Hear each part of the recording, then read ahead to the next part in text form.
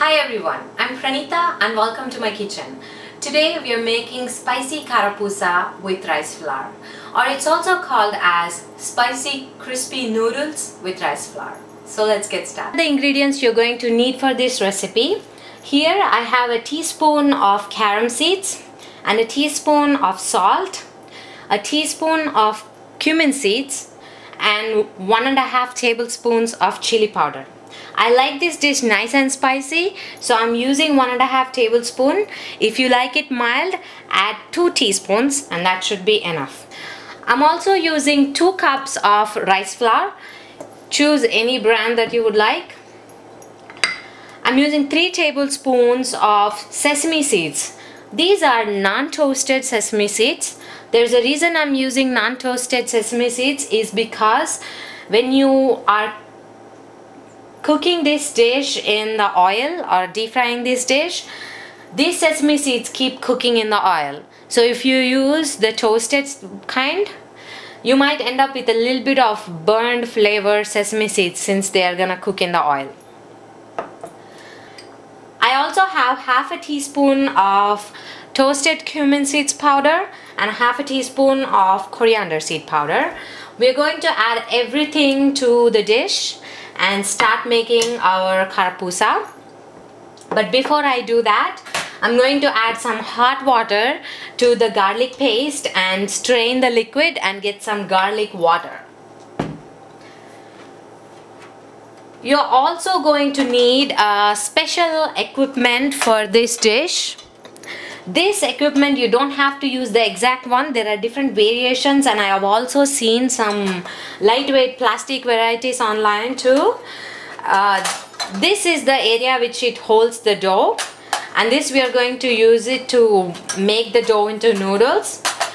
It comes with these attachments. I'm using a bigger holes one like this, and the reason that I'm using a garlic water and not the paste is because I don't want the garlic to block these holes and make in my hands I have a thermometer. This is a candy thermometer. It's really affordable and this is a really helpful tool when you're using when you're making candy or deep frying anything. So I brought this one and I love this. I love using this one. So we are going to use this to see how much the temperature of the oil need to be, and we are going to start making the karapusa after kneading the dough. So once you have mixed all the ingredients and added the garlic flavor water, I just strained the garlic using a strainer, and this is a little bit of warm water. Since you're dealing with spicy flour and you're going to be kneading with your hands and using your hands a lot, make sure to wear some use and throw gloves. And if you have kids who are old enough for cooking and who loves cooking, ask them to join in while putting the dough in these makers, and give them some protective gloves and they'll be good to go too. So I have some warm water here which I'm going to add a little, and as I said, warm water, be careful. Just keep in mind, you can use a spoon. Since I'm used to doing this, I'm just going to go with my hand. A little bit warm, you're gonna feel a little bit warmth, and just start kneading. Just keep bringing everything, don't add a lot of water. Just turn and make sure each and every area is coated really well. Once you're done kneading the dough, just taste the salt and see if that's the right amount of salt for you guys and your family. You don't need to knead a lot either. Since it's rice flour, it binds really well too. It does not have as much as gluten as wheat flour, but it's nice and thin. Just add the rest of the water. Once you're done with the warm water, that was a cup of warm water, I'm going to go ahead and use normal room temperature, just tap water. Always keep in mind to keep a little extra flour on hand, because when disasters happen or when mistakes happen, those can save the time and you don't have to make a trip to the grocery store, just because you don't want to waste a little bit of flour. So it looks like a nice consistency. I can make it into a dough. It's nice and soft. It's not as thick as chapati dough, but it's not runny, as you can see. It's nice and soft. It's well kneaded. It doesn't need a lot of kneading.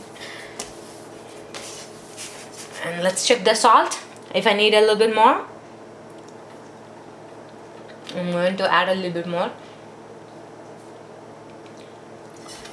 I think I can use a little bit more salt.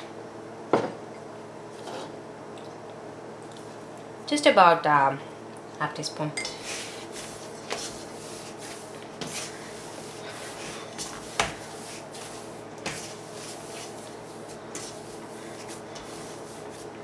So now that this is done, take a small batch. I taste a good amount of garlic.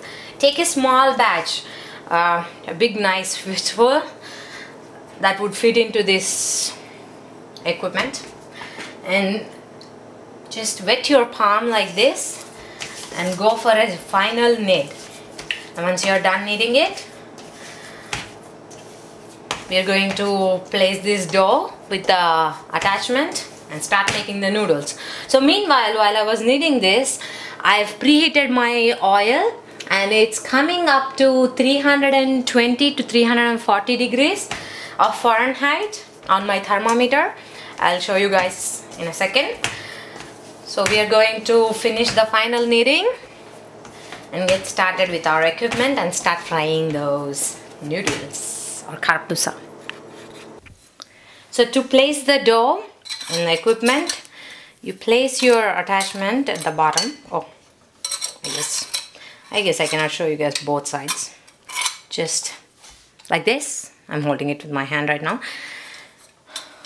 Just like this. And I've kneaded the dough into a log. Now I'm going to place it inside. You can fill it up a little bit more. Up to the top, like this. Press it in nicely and place the lid. Now we are going to bring this down. So how this equipment works is that once you place the lid tightly, we're going to start rotating these threads, and as it keeps going down, the flour is gonna come from these holes, and we're gonna have. So I've been preheating the oil for deep frying, and now it's at 400 degrees Fahrenheit on the thermometer. To the oil, my oil is really hot, and it's the smoking point. I'm using canola oil, and I have to work a little bit faster, so I'm going to, as I showed, I fill the dish, and now I'm going to start making it.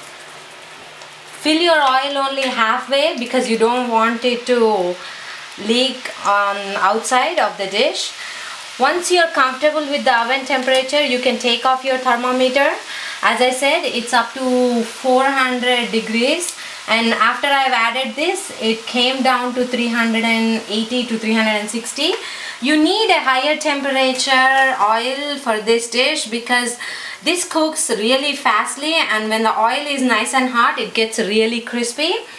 And once you are done, it just takes less than a minute to cook the dish, and it's already done. Transfer it to a dish to strain the oil, or a plate with some paper towels. I have made a little bit of a special equipment for myself. I'm using a spoon holder for easy transfer. I'm going to show you guys once more. So we have filled the dish with the flour, and right now I'm going to just turn. You can wear some protective mittens to save your hand from heat. And I'm going to make in batches like this. Once the bubbles go down and you start seeing the noodles, all you need to do is flip them over and the bubbles will come down. It's so crispy, and trust me, cooking on this heat about 380 degrees. Keeps the noodles nice and crispy, and it cooks faster. It burns easily too, so it just takes about 30 seconds and on one side and less than 30 seconds on the other. Oh, oops. Let's take out this thermometer. We don't need it anymore. Turn it. You can add a little bit less cumin seeds if you next time, if you feel like it's breaking your noodles. And as you can see, the bubbles have come down, and time to transfer it to another plate. I'm going to keep doing this and finish up the whole dough. Look at this beautiful crispy karapusa. You can find this recipe and many more at booklesscooking.com. Thank you.